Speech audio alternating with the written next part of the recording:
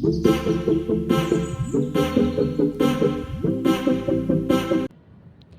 बच्चों, welcome back to learn NCERT.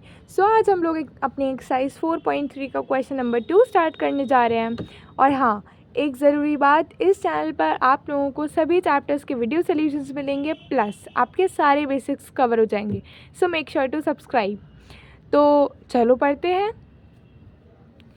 Question number 2 is give the equations of two lines passing through 2,14।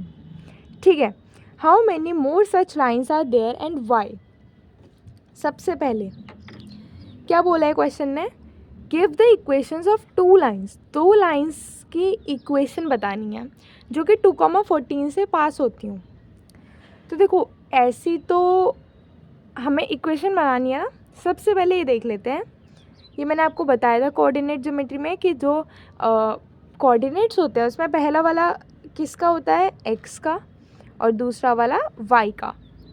ठीक है, या फिर आप ऐसे कह सकते हो, पहला वाला एब्सिस का होता है और दूसरा वाला ordinate.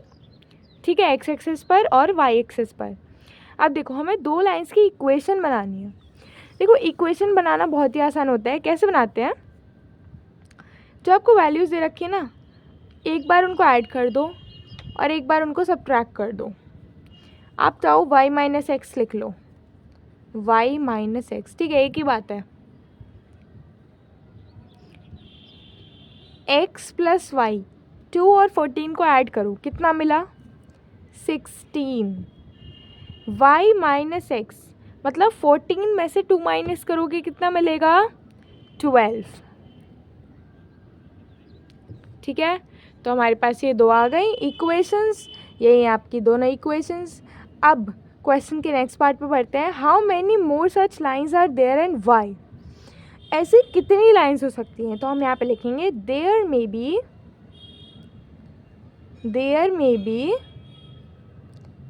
infinitely many lines, infinitely many lines।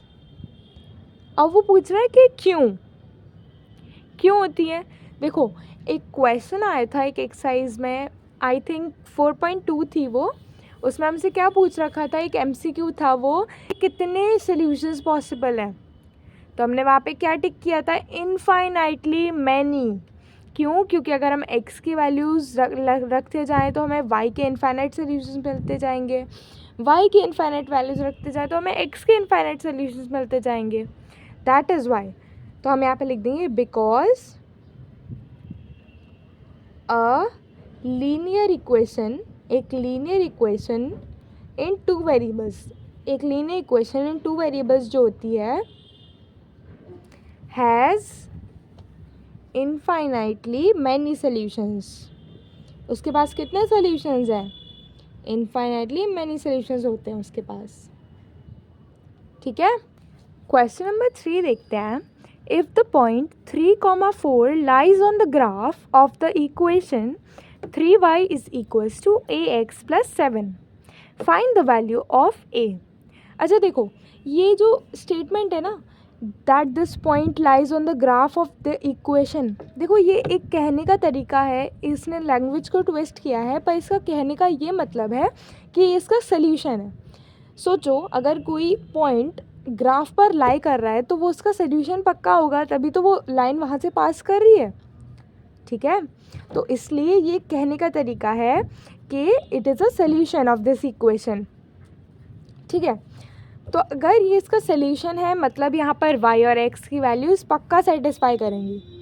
एक वैल्यू अननोन है, कौन सी वैल्यू अननोन है, a। तो जब हमें बाकी सारी वैल्यूज़ पता होंगी तो हम a की वैल्यू आराम से फाइंड आउट कर लेंगे।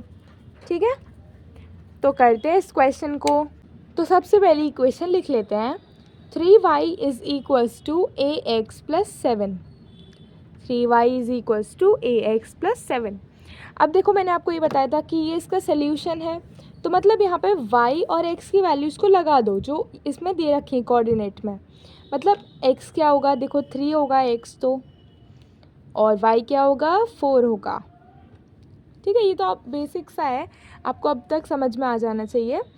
तो y की जगह पे क्या लगा दो, 4 लगा दो, तो 3 इंटू 4 इज इक्वल्स टू, ए को तो ऐसे ही रहने दो क्योंकि ए की वैल्यू हमें पता नहीं है, मल्टीप्लाई में एक्स की वैल्यू 3 प्लस 7, 3 4 ज़ा 12 इज इक्वल्स टू, देखो जब भी ना हम इस तरीके से कुछ लिखते हैं तो हम कांस्टेंट को हमेशा आगे ले लेते हैं, वेरिएबल को पीछे लिख देते हैं कुछ इस तरीके से 3a, ठीक है, ये बस एक लिखने का तरीका है, ठीक है, 3a प्लस 7।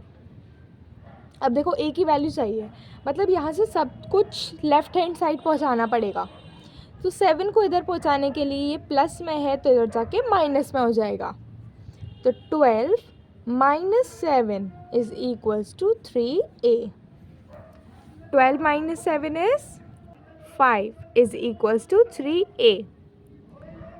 अब a की वैल्यू चाहिए, 3 को भी इधर से हटाना पड़ेगा, इधर लिख लेते हैं, a की वैल्यू चाहिए और 3 को इधर से हटाना पड़ेगा, तो 3 को इधर शिफ्ट कर देते हैं, पर क्योंकि ये यहाँ पर मल्टीप्लाई में है तो ये डिवाइड में चेंज हो जाएगा, तो a is equals to 5 divide 3, 5/3 is the value of a।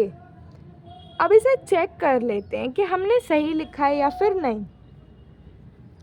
देखो a की वैल्यू आ गई, y और x की हमें पता ही है, क्या करना है, सबकी वैल्यूज पुट कर दो। अगर मुझे LHS और RHS सेम दिखता है देन हम ये कह सकते हैं कि हाँ हमने सही वैल्यू निकाली है।